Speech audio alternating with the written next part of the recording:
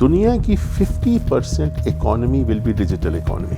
پاکستان جیسے ملک کے لیے لیپ فراگ کرنے کا ایک بہترین اپرچونٹی ہے. We are second largest freelance economy in the world. ہم تقریباً $4 ارب پہ آ چکے ہیں اس ایکسپورٹ پہ. پرائم منسٹر کی ڈیزائر ہے کہ $25 ارب پہ جائے یہ چیز, یہ اکانومی. جی ڈان ڈیجیٹل کے ساتھ میں ہوں امید علی. ڈیجیٹل پاکستان یہ لفظ آپ نے بارہا سنا ہوگا. اب سوال یہ ہے کہ ڈیجیٹل پاکستان ہے کیا؟ تمام تر سوالات کے جوابات آج جانیں گے پاکستان ڈیجیٹل اتھارٹی کے چیئرمین ڈاکٹر سہیل منیر سے. ڈاکٹر صاحب بہت شکریہ, آپ نے ہمیں وقت دیا. سب سے پہلے تو یہ بتائیں کہ پاکستان ڈیجیٹل اتھارٹی کیا ہے, اپنے ادارے کے بارے میں بتائیں, اور پاکستان ڈیجیٹل اتھارٹی کا مینڈیٹ کیا ہے, اور پاکستان کو ڈیجیٹلائز کرنے کے حوالے سے آپ کیا کام کر رہے ہیں؟ پاکستان ڈیجیٹل اتھارٹی ایک ادارہ ہے جو حکومت پاکستان نے ابھی بہت ریسنٹلی فارم کیا ہے. ایک لا پاس ہوا تھا پاکستان پارلیمنٹ میں 29 جنوری 2025 کو, جسے ڈیجیٹل نیشن پاکستان ایکٹ کہا جاتا ہے, اور اس ایکٹ کے تحت ایک ادارہ بنا جسے پاکستان ڈیجیٹل اتھارٹی کہہ رہے ہیں. اس ادارے نے یہ فعال ہوا ہے اگست کے بعد سے, جب اس نے اپنا کام کرنا شروع کیا. یہ جو ایکٹ ہے ڈیجیٹل نیشن پاکستان, اس کا مقصد یہ ہے کہ ہم ایک ایسی دنیا میں رہ رہے ہیں جو ڈیجیٹلائز ہوتی جا رہی ہے. 3 پہلو آپ دیکھیں. ایک, ہماری سوسائٹی وہ ڈیجیٹائز ہو رہی ہے. میں اور آپ نہ جانتے ہوئے بھی ڈیجیٹل ٹیکنالوجیز استعمال کر رہے ہیں. ایک خاتون دستکار ملتان میں بیٹھی ہوئی ہیں, میں ان سے کوئی چیز خریدتا ہوں اور میں انہیں ایزی پیسہ کے ذریعے پیمنٹ ٹرانسفر کرتا ہوں, ان کے موبائل پہ چلی جاتی ہے. میں اپنا آرڈر ان کو واٹس ایپ کے اوپر دے رہا ہوں. یہ ہم ڈیجیٹل ٹیکنالوجیز یوز کر رہے ہیں, رائٹ. ایک کسان ہے, اس نے ویدر کی فورکاسٹ لینی ہے, اس نے سوئنگ پیٹرنز کے بارے میں پتہ کرنا ہے, وہ ڈیجیٹلی دیکھتا ہے. نہ صرف یہ, پہلے وہ گوگل پہ سرچ کرتا تھا, اب وہ اے آئی سے پوچھتا ہے کہ جی مجھے بتاؤ. یہ ڈیجیٹل ہمارے اراؤنڈ ہے, ڈیجیٹل ٹیکنالوجیز ہم استعمال کر رہے ہیں. تو یہ کمپوننٹس ہیں ڈیجیٹل سوسائٹی کے. میں اور آپ ایک ڈیجیٹل سوسائٹی میں رہ رہے ہیں. کیسے ہم نے انیبل کرنا ہے ہماری یوتھ کو, ہمارے فارمر کو, کہ وہ ڈیجیٹل ٹیکنالوجی سے فائدہ اٹھا سکے, ایک, بٹ مور امپورٹنٹلی سیفلی بھی کر سکے.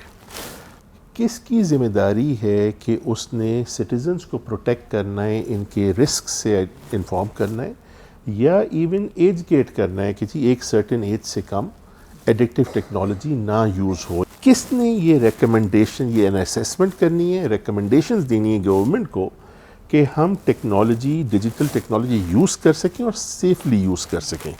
وہ گارڈ ریلز کس نے امپلیمنٹ کرنے ہیں, یہ کسی کی ذمہ داری ہونی چاہیے تھی. نمبر 1, ہمارا یوتھ جو ہے وہ بہت زیادہ ناخوش ہے ہمارے انوائرمنٹس میں, کوئی ڈھکی چھپی بات نہیں ہے. 2/3 of our population is youth.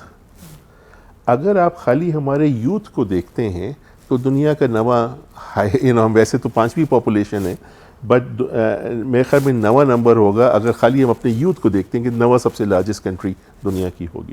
It's a very significant population of youth, جو کہ ہمارا سب سے بڑا اثاثہ ہے. ان کو انیبل کرنا ہے اس ڈیجیٹل سوسائٹی سے, پرووائڈ اپرچونٹیز پرووائڈ کرنی.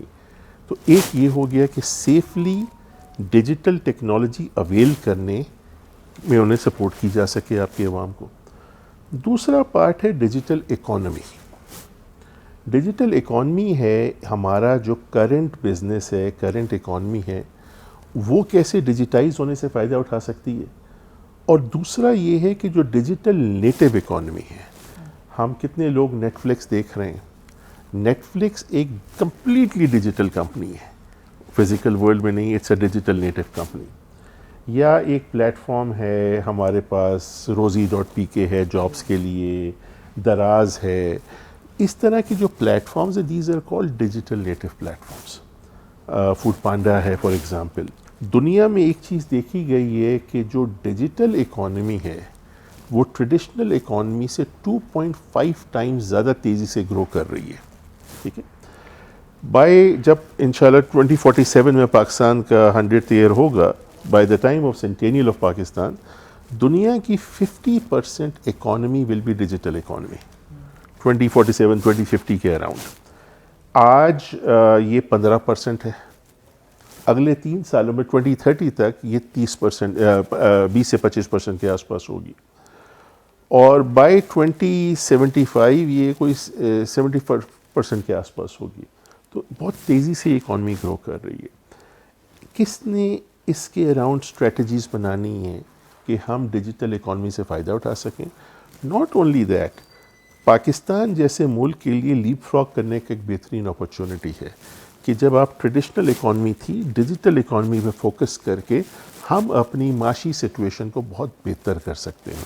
تو یہ ایک دوسرا ایلیمنٹ ہے, اور اس کے اندر وہ ایک ایلیمنٹ بھی آ جاتا ہے کہ ہمارے پاس جو ہماری یوتھ ہے, we are one of I think we are the second largest freelance economy in the world, جسے ہم کہتے ہیں knowledge export economy, knowledge economy. چاہے وہ ایک کال سینٹر کی سروس یہاں بیٹھ کے باقی دنیا کو آفر کی جا رہی, چاہے سافٹ ویئر ڈیولپمنٹ ہے, چاہے ہم کانٹینٹ کریٹ کریں, دس از نالج اکانومی, رائٹ. اور جہاں پہ آج حکومت پاکستان کے ایفرٹس کی وجہ سے ہم تقریباً $4 ارب پہ آ چکے ہیں اس ایکسپورٹ پہ. پرائم منسٹر کی ڈیزائر ہے کہ $25 ارب پہ جائے یہ چیز, یہ اکانومی. اس کے اوپر بہت زیادہ ایفرٹس بھی کیے جا رہے ہیں. وہیں پہ ہمیں پتہ ہے کہ اے آئی یوز کر, آرٹیفیشل انٹیلیجنس کی وجہ سے یہ سیکٹر سب سے زیادہ ڈسرپٹ بھی ہوگا. میں مثال کے طور پہ ہمارے یہاں بچے بیٹھے تھے جو ویب سائٹس بناتے تھے اور باقی دنیا کو ویب سائٹ بنا کے بیچتے تھے اور اس کے پیسے انہیں ملتے تھے.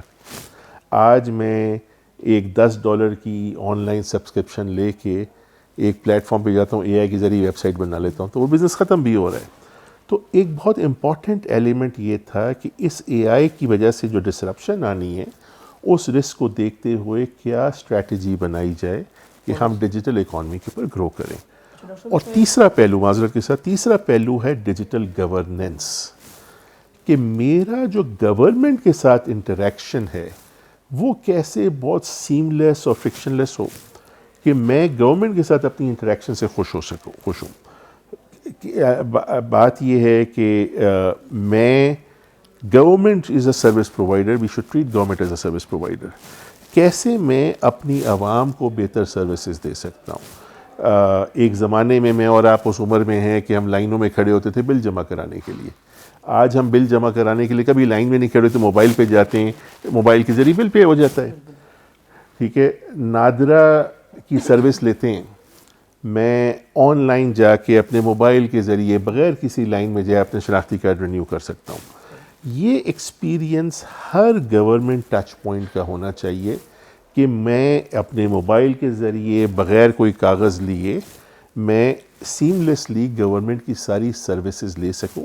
بلکہ میں کیوں لوں, اصل مقصد تو یہ ہے کہ government should pro actually serve the, right. ایک بچہ پیدا ہوتا ہے ہسپتال میں, سسٹم کو پتہ ہے کہ بچہ پیدا ہو گیا, کیوں اس کا والد یا چچا جا کے لائن میں کھڑا ہوئے اور جا کے اس کے برتھ سرٹیفکیٹ لے. ہمیں سسٹم کو ری امیجن کرنا ہے کہ ہمیں پتہ ہے بچہ پیدا ہوا ہے, ہیلتھ ڈپارٹمنٹ کو پتہ ہے, ہاسپٹل کو پتہ ہے, آٹومیٹکلی گورنمنٹ اس کا برتھ سرٹیفکیٹ اس کو پرووائڈ کر دے گی. تو the whole idea in this digital governance is کہ کیسے ہم ہر سٹیزن جرنی کو دیکھیں, اس میں سے جہاں جہاں پہ فرکشن ہے, جہاں پہ سٹیزن کو تکلیف ہو رہی ہے اس کو ایلیمنیٹ کریں, اس میں سے فراڈ کی پوٹینشیل کو ایلیمنیٹ کریں اور کنوینئنس کریٹ کریں سٹیزنز اور بزنسز کے لیے. تو یہ 3 پلرز ہیں ایک ڈیجیٹل نیشن کے, ڈیجیٹل سوسائٹی, ڈیجیٹل اکانومی اور ڈیجیٹل گورننس.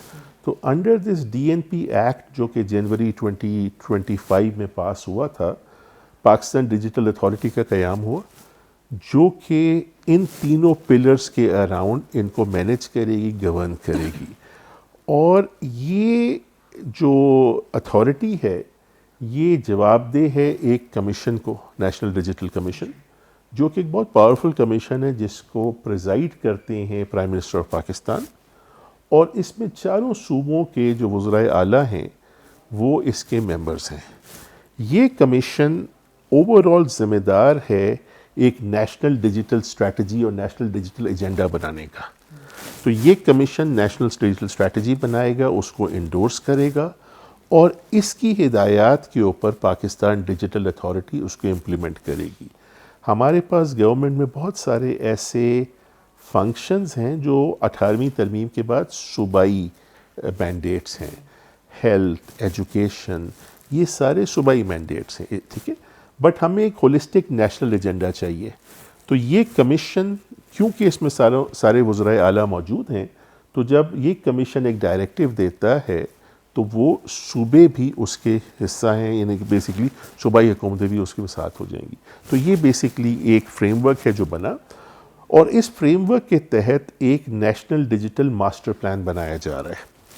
وہ نیشنل ڈیجیٹل ماسٹر پلان یہ ہے کہ ہماری لانگ ٹرم ویژن پاکستان کی کیا ہے ڈیجیٹل کے اراؤنڈ, اور ہر سیکٹر میں اس کی کیا ایمبیشنز ہیں, اور کیسے ڈیجیٹلائزیشن کے ذریعے وہ ایسپریشنز اچیو کی جائیں گی. سیکٹر سے مطلب ہو گیا health is a sector, education, real estate, law and justice, these are agriculture and food, these are all sectors. اور ان کی جو ڈیجیٹائزیشن کے پلانز ہیں وہ اس ماسٹر پلان کا حصہ ہے. تو یہ پاکستان ڈیجیٹل اتھارٹی کا مینڈیٹ ہے کہ اس نے یہ ماسٹر پلان فائنلائز کر کے کمیشن سے اپروو کرا کے اس کو امپلیمنٹ کرنا ہے. اور اس کا فائدہ یہ ہوگا کہ کوئی ایڈہاکزم ختم ہوگا. ایسا نہیں ہے کہ ایک انیشیٹو کسی ادارے میں چل رہا ہے بغیر کسی پلاننگ کے. ایک پلاننگ کے تحت تمام انیشیٹوز اپروو ہوں گے اور وہ امپلیمنٹ ہو رہے ہوں گے. ایٹ دا سیم ٹائم دو بڑے امپورٹنٹ سبجیکٹس ہیں, تین بلکہ رادر بڑے امپورٹنٹ سبجیکٹس ہیں جو ڈیجیٹائزیشن کے لیے بہت امپورٹنٹ ہیں. ایک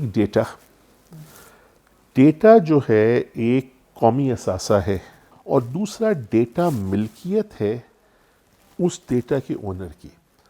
آپ کی ذات کے حوالے سے جو ڈیٹا ہے اس کے مالک آپ ہیں. اگر وہ شیئر ہونا ہے, اسے مانیٹائز کرنا ہے, وہ آپ کی اجازت اور آپ کی کانسنٹ کے بغیر نہیں ہو سکتا. تو یہ قانونی طور پہ یہ چیز امپلیمنٹ ہوگی کہ ڈیٹا ایک قومی اثاثہ ہے, اسے آپ نے یوز کرنا ہے, اور ملکیت آپ کی. تو اس کی جو گورننس ہے وہ بھی ذمہ داری پاکستان ڈیجیٹل اتھارٹی کی ہے. اور دوسری چیز کہ آرٹیفیشل انٹیلیجنس بہت تیزی سے ہماری زندگی میں آ رہی ہے, اس کی گورننس بہت امپورٹنٹ ہے. گورننس سے زیادہ سپرویژن.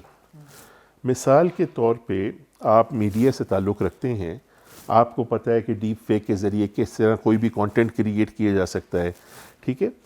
اب سے کچھ عرصہ پہلے تو یہ تھا کہ آپ نے اے آئی کے ذریعے کوئی نیوز کریٹ کی, کوئی ویڈیو کریٹ کی تو پتہ لگ جاتا تھا. اب وہ اتنا اچھا ہوتا جا رہا ہے کہ اصل سے بہتر ہو گیا ہے کہ آپ بتا ہی نہیں سکتے. اور اگر میں بتا نہیں سکتا تو اس کی وجہ سے امیجن کریں کہ کتنی مشکلات ہو سکتی ہیں. الیکشنز ہونے والے ہیں, اگر الیکشنز کے قریب آ گئے آپ تو کسی پولیٹیکل لیڈر کے بارے میں اس کی ڈیپ فیک کریٹ ہو جاتی ہے, پازیٹیو اور نیگیٹو, اس کی وجہ سے عوام مسلیڈ ہوگی اور گمراہ ہوگی. تو اس کے اراؤنڈ بھی کچھ ریگولیشنز ہونی چاہیے. مثال کے طور پہ یورپ نے ابھی مینڈیٹ کر دیا ہے کہ جو کانٹینٹ اے آئی کے ذریعے جنریٹ ہوگا وہ لیبل ہوگا, یعنی کہ اگر ٹی وی پہ آ رہا ہے, جس طرح ٹی وی پہ نیچے لکھا ہوا تھا تمباکو نوشی مضر صحت ہے, اشتہار چل رہا ہے سگریٹ کا, اسی طرح کوئی نہ کوئی لیبلنگ ہوگی کہ جب دیکھنے والے کو پتہ چل جائے گا کہ یہ جو ویڈیو ٹی وی پہ چل رہی ہے یہ اے آئی جنریٹڈ ہے, اخبار میں یہ تصویر پبلش ہوئی ہے یہ اے آئی جنریٹڈ ہے. تو یہ اس کی جو سپرویژن ہے وہ بھی ہماری, یعنی کہ پاکستان ڈیجیٹل اتھارٹی کی ذمہ داری ہے. اور آخری چیز یہ ہے کہ کچھ بلڈنگ بلاکس ہوتے ہیں جو ڈیجیٹل ٹرانسفارمیشن کے لیے چاہیے, جسے ہم ڈیجیٹل پبلک انفراسٹرکچر کہتے ہیں.